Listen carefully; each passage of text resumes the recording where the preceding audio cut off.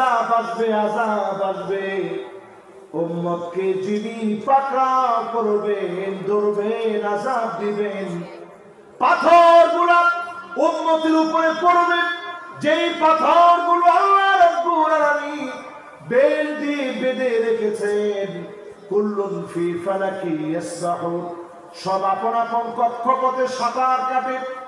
বর্তমান নাসার বিজ্ঞানীরা বলেন প্রায় সময় বিভিন্ন গ্রহ থেকে পাথরগুলা বিচ্ছুরিত হতে নেন। যিনি আমাদেরকে দয়া করে মাফ করে দেন তিনি কে? খাদা পরে মানুষ মারা যায়, বৃষ্টির সঙ্গে শিলা বৃষ্টি হয়ে, অতি বৃষ্টি হয়ে মানুষ মারা যেতে পারে, সবভাবে মারা যেতে পারে।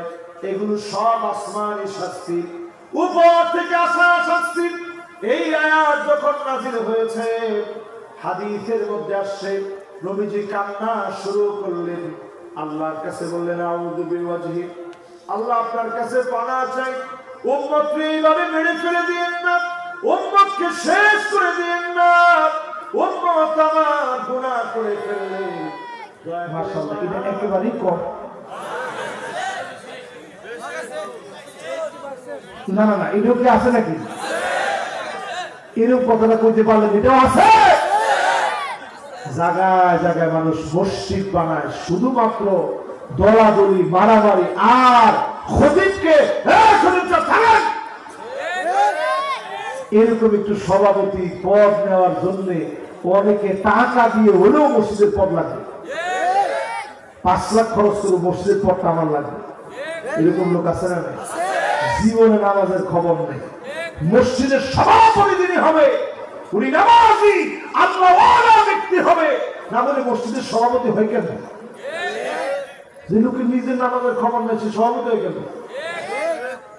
এরপরে দেখা যায় মসজিদের হালত কি, বরকত নেই তো। মসজিদের হালত কি? মাগরিবের সময় মসজিদের মুসল্লি মাত্র 2 জন, ইমাম সাহেব আর মুয়াজ্জিন সাহেব। তখন ইমাম সাহেব কয় একটু দাঁড়ান, মুয়াজ্জিন সাহেব আগে ইকামতটা দিয়ে দিন, দিয়ে একটা লোক পাওয়া যায় কিনা। ইমাম সাহেব নিজে ডাক দেয়, দেখতেছে একজন লোক যাচ্ছে, একজন ইয়ং জেনারেশন হেঁটে যাচ্ছে, ডাক দিচ্ছে এই বাজান আর নামাজা, কয় না জিন্সের প্যান্ট পরা। আরে কথা কথা মুসলমান একটু হিসাব করে দেখে আপনার জিন্সের প্যান্ট জীবনের কত অর্থ নামাজ খাইছে। পরে জিজ্ঞেস হুজুর যে কি হয়েছে, অসুবিধা কি, জিন্সের প্যান্ট দিয়ে কি হয়েছে? কয় না পেশাব করে পানি ঢুকতে পারে না।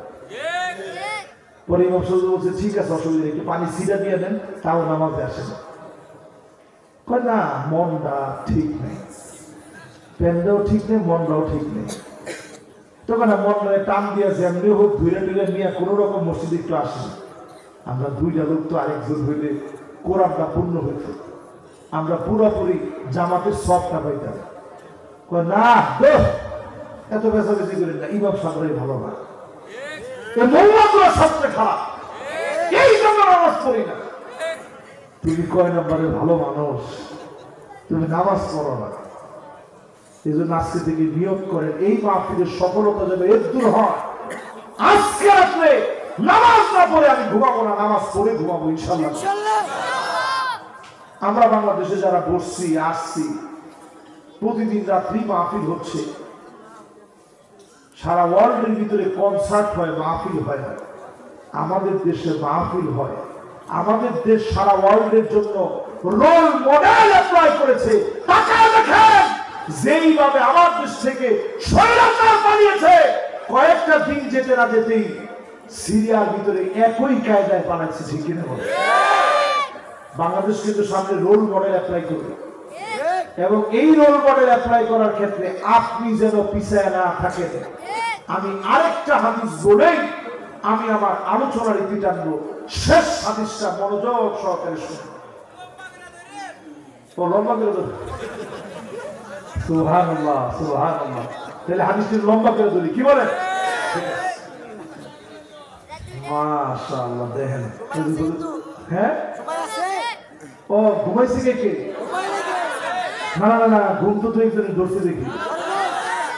ঘুমাইছেন কে দেখি? যে ঘুমাইছেন তার ডান করে হাতটা উঠা। মাশাআল্লাহ, 1 জন 2 জন 3 জন 4 জন। আর কারো কি ঘুম আছে? ঘুম নাই তো সবার? এবার সবাই মনোযোগ দিয়ে শুনেন, শেষ হাদিসটা শুনেন। আল্লাহ পাক কোরআনুল কারীমের ভিতরে জানায় দিলেন, কুল হুয়াল কাদিরু আলা আন ইয়াবআসা আলাইকুম আযাবান মিন ফাওকিকুম। এই কথা কার কথা? হাফেজ সাহেবরা কোন এই আয়াত আছে কি? আছে। মাশাআল্লাহ, হাফেজ সাহেবরা কোন আছে? আছে। এই আয়াত নাযিল করে আল্লাহ বললেন, নবী এক নাম্বার অপশন, কোন আপনি বলেন আমি আল্লাহ পাক সক্ষম আপনার উম্মত যদি উল্টা পাল্টা করে উম্মতের উপরে আযাব আসবে, আযাব আসবে। উম্মতকে যিনি পাকড়াও করবেন, ধরবেন, আযাব দিবেন, পাথরগুলো উম্মতের উপরে পড়বে, যেই পাথরগুলো আল্লাহ রাব্বুল আলামিন বেল দিয়ে বেঁধে রেখেছেন। কুল্লুন ফি ফালাকি ইয়াসবাহুন, সব আপন আপন কক্ষপথে সাঁতার কাটে। বর্তমান নাসার বিজ্ঞানীরা বলেন প্রায় সময় বিভিন্ন গ্রহ থেকে পাথরগুলা বিচ্ছুরিত হতে নেন। যিনি আমাদেরকে দয়া করে মাফ করে দেন তিনি কে? ঠাডা পরে মানুষ মারা যায়, বৃষ্টির সঙ্গে শিলা বৃষ্টি হয়ে, অতি বৃষ্টি হয়ে মানুষ মারা যেতে পারে, সবভাবে মারা যেতে পারে। এগুলো সব আসমানি শাস্তি, উপর থেকে আসা শাস্তি। এই আয়াত যখন নাযিল হয়েছে, হাদিসের মধ্যে আসছে নবীজি কান্না শুরু করলেন, আল্লাহর কাছে বললেন, আউযু বিওয়াজহি, আল্লাহ আপনার কাছে পানাহ চাই, উম্মতকে এইভাবে মেরে ফেলে দিয়েন না, উম্মতকে শেষ করে দিয়েন না। উম্মত আমার গুনাহ করে ফেললে দয়া করে মায়া করে মাফ করে দিন, পড়েন আমিন। আল্লাহর নবী পরের অপশন শুনেন, যদি প্রথম অপশন না নেন তাহলে দ্বিতীয় অপশন নিতে হবে। আওমিন তাহতে আরজুলিকুম, পায়ের নিচ থেকে আযাব আসবে, ভূমিকম্প আসবে, টর্নেডো আসবে, সাইক্লোন আসবে, জলোচ্ছ্বাস আসবে, একটার পর একটা ভূমিধস হবে। হঠাৎ করে রাত্রি বেলা ঘুমায় আছেন, ঘর শুদ্ধা মাটির নিচে অতল গহ্বরে তলায় যাবে, টেরও পাবেন না। বাংলাদেশের ঠাকুরগাঁয়ে বিরাট একটা জায়গা নিয়ে 35টা ঘর, লালমনির হাটেও 35টা ঘর এরকম মাটির নিচে ঢুকে গেছে। ঠাকুরগাঁয়ে ঢুকে গেছে, বগুড়ায় একটা পুকুরের পানি হঠাৎ নাই হয়ে গেছে। এগুলোর ভূমিধস বলে। জোরে কর কি? এগুলো সব আল্লাহর তরফ থেকে আযাব। এই কথা নবীজি যখন শুনলেন, আল্লাহ পাককে বললেন, আল্লাহ মেহেরবানি করে মাফ করে নিজ দিক থেকে আযাব দিয়ে ধ্বংস করে দিন না। এবার আমার মালিক 3 নাম্বার অপশন নবীজিকে দিলেন। আগের 2টা নবীজি আল্লাহর কাছে মাফ চেয়েছে, 3 নাম্বারে আল্লাহ রাব্বুল আলামিন বললেন, আও ইয়ালবিসাকুম শিয়া ওয়া ইউযীক বা'দুকুম বা'সাবাত। ও নবী, আপনার উম্মতের জন্য দলাদলি, মারামারি, হিংসা হিংসি, কাটাকাটি সবগুলোকে পোশাক বানায় দেওয়া হবে। কাপড় যেমন গায়ের সঙ্গে লাগায় রাখে, আপনার উম্মত মারামারিকে গায়ের সঙ্গে লাগায় রাখবে।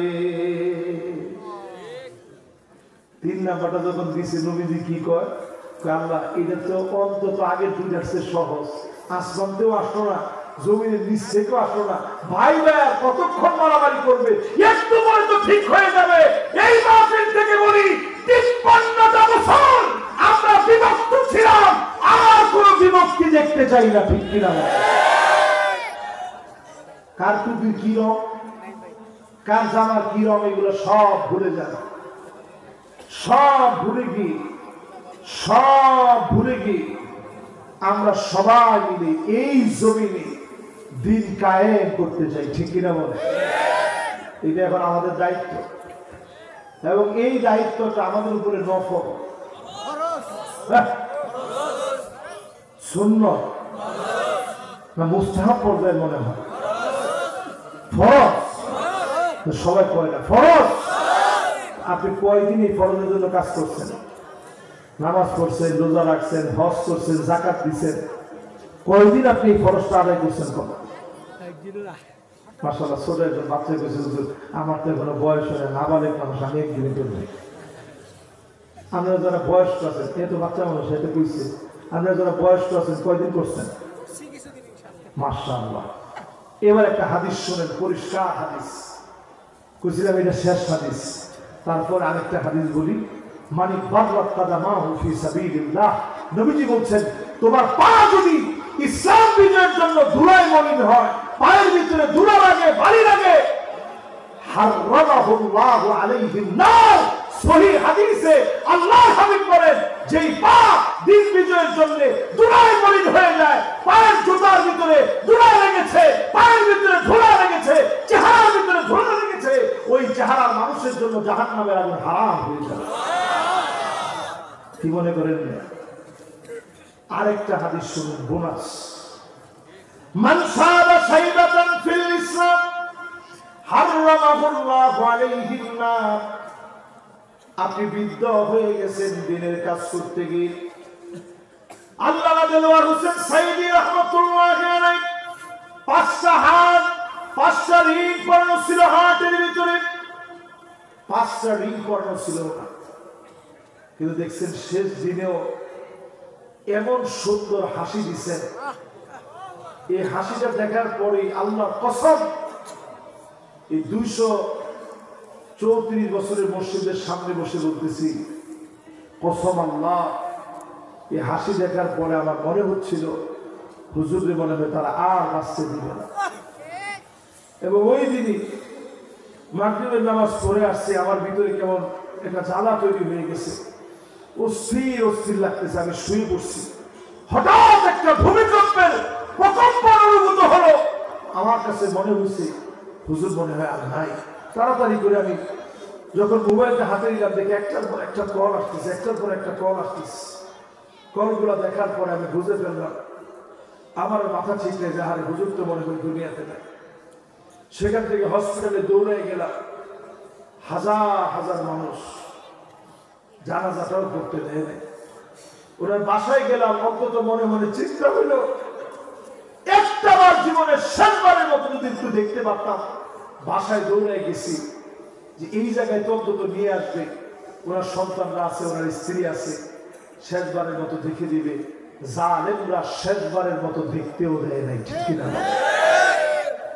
পিরোজপুর গিয়েছি, পিরোজপুর যাওয়ার পরে জানাজা হবে জোহরের নামাজের পরে, বারবার বলা হচ্ছে দ্রুত নামাজ পড়েন নাইলে গুলি চালানো হবে।